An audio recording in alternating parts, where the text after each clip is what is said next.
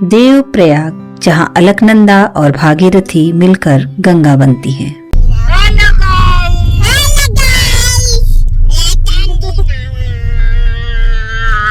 नमस्कार दोस्तों, स्वागत है आपका हमारे एक और ट्रैवल व्लॉग में।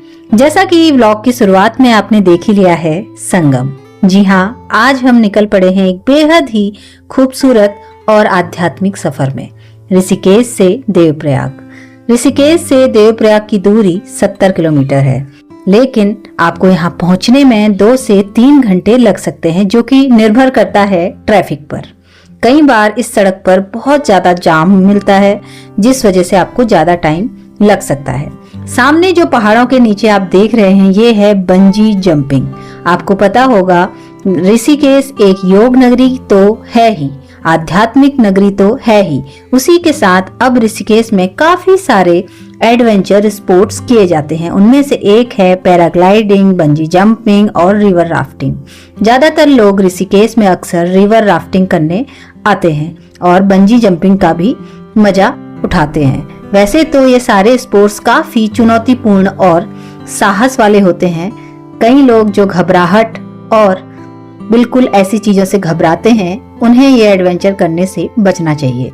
तो चलिए सफर को शुरू करते हैं और आपको आज ऋषिकेश से देवप्रयाग तक का ये खूबसूरत सफर दिखाते चलते हैं।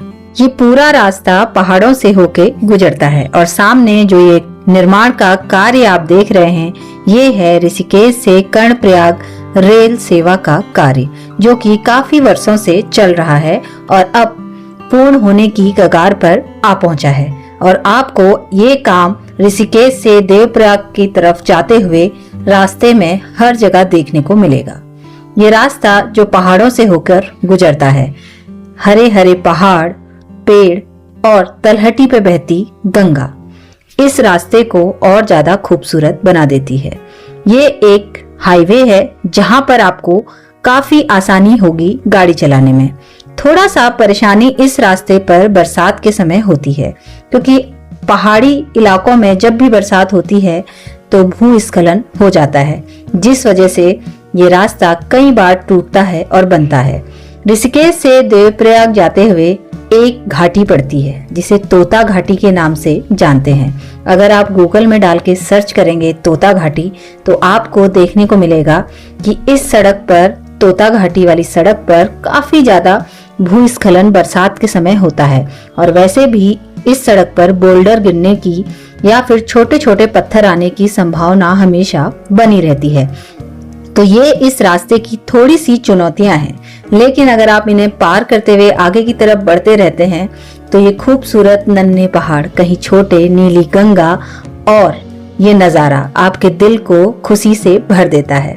आज हम कई सालों के बाद इस सड़क पर आ रहे हैं, क्योंकि जब भगवान आपको बुलाते हैं तो आप उनके पास दर्शन करने जरूर जाते हैं।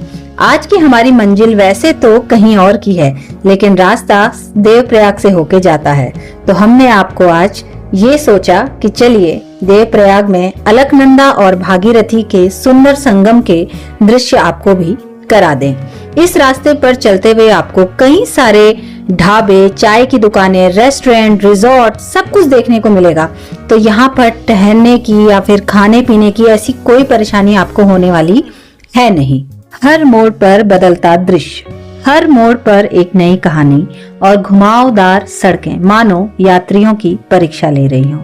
नीचे से झांकती ये गंगा नदी, और ये मैदान जो आप देख रहे हैं, गंगा नदी के किनारे यहाँ पर क्रिकेट मैच चल रहा है, जिसे देखने लोगों की भीड़ आई हुई थी। हम जिस रास्ते पर अभी चल रहे हैं, ये रास्ता बेहद ही खूबसूरती से भरा हुआ है।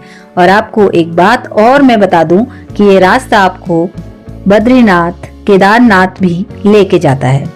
आज हम जा रहे हैं देवप्रयाग तक। ये इतना अच्छा हाईवे बना हुआ है, लेकिन बस आपको सावधानी पूर्वक गाड़ी चलाने की जरूरत है।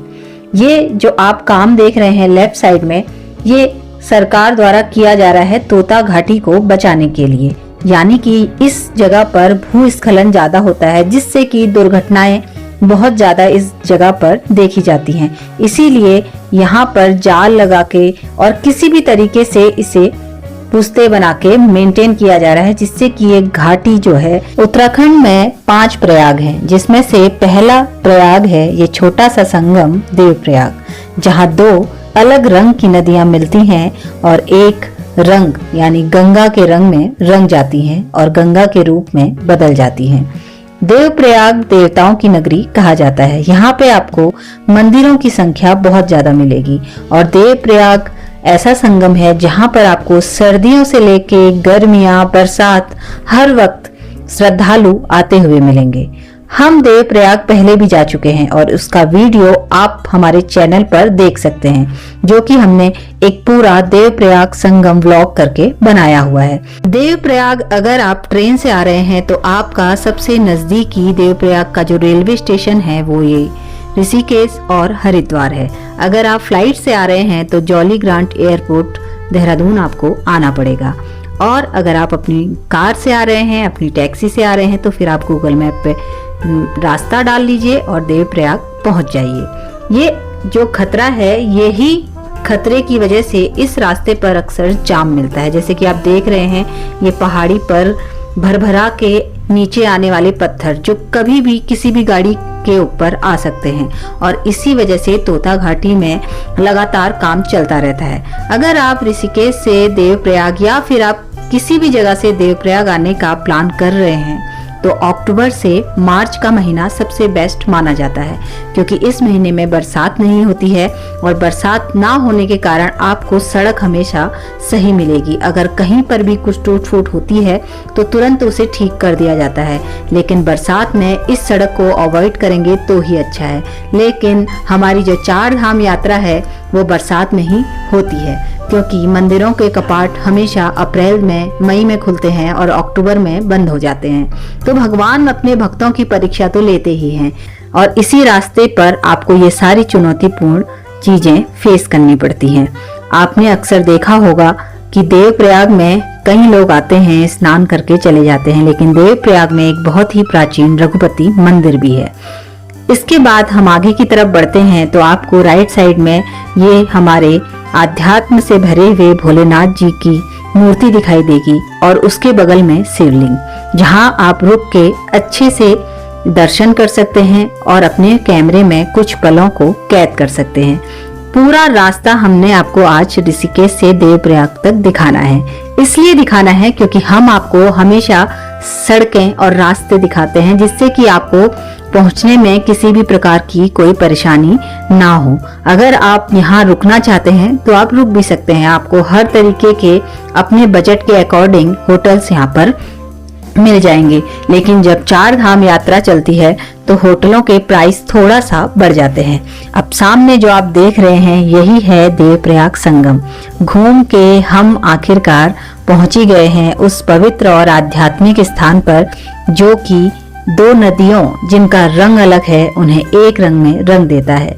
काश कि हमारे देश में भी सब ऐसे ही मिलके रहें, किसी भी जात पात धर्म का कोई भी भेदभाव ना हो।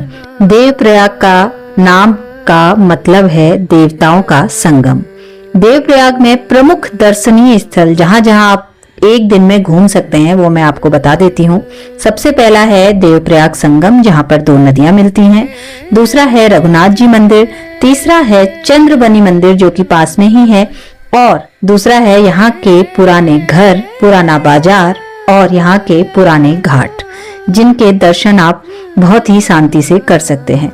देवप्रयाग के घाट तक पहुंचने के लिए आपको सीढ़ियां मिलेंगी, जिन्हें उतर के आपको बिल्कुल खड़ी सीढ़ियों से देवप्रयाग के संगम तक पहुंचना होगा। और संगम पर नहाने में सबसे ज्यादा सावधानी बरतने की जरूरत है। तो आप देख सकते हैं कैसे 2 नदियां मिलकर एक नदी बना रही हैं, यानी कि भागीरथी जो कि गोमुख से निकलती है और अलकनंदा जो बद्रीनाथ से निकलती है, दोनों मिलकर गंगा बन जाती हैं। और ये गंगा ऋषिकेश, हरिद्वार और न जाने किन किन शहरों में बहती है और लोगों को गंगा जल प्रदान करती है। गंगा में लोग अक्सर अपने पापों की मुक्ति पाने आते हैं। कहा जाता है कि गंगा में स्नान करने से आप सारे पापों से मुक्त हो जाते हैं, इसीलिए गंगा को गंगे माँ कहा गया है। तो ये नजारा है ऊपर सड़क से नीचे देवप्रयाग संगम का। ये वो कोना है जहाँ पर खड़े होकर अक्सर लोग फोटोज खींचते हैं, क्योंकि इस ऊंचाई से देवप्रयाग संगम बहुत ही साफ और क्लीन और बहुत ही खूबसूरत दिखाई देता है। जय गंगा माता बोलो। ये गंगा, तो मतलब दोनों जो जुड़ते हैं तो ये गंगा बनती है। वो भागीरथी अलकनंदा आती है तो ये गंगा बन जाती है फिर, तो इसे कहते हैं देवप्रयाग संगम। हाँ, संगम, दो नदियों का संगम। हाँ। जो पानी आता होगा ना, इसके ऊपर से भी आता होगा। ये पुल कब बना? ये बन गया जब हम आए थे इससे पहली बार ना, तब यहाँ काम चल रहा था पुल का।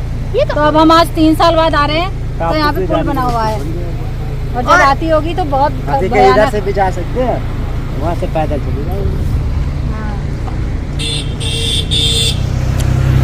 तो देवप्रयाग का संगम तो आज हमने आपको दिखा ही दिया है।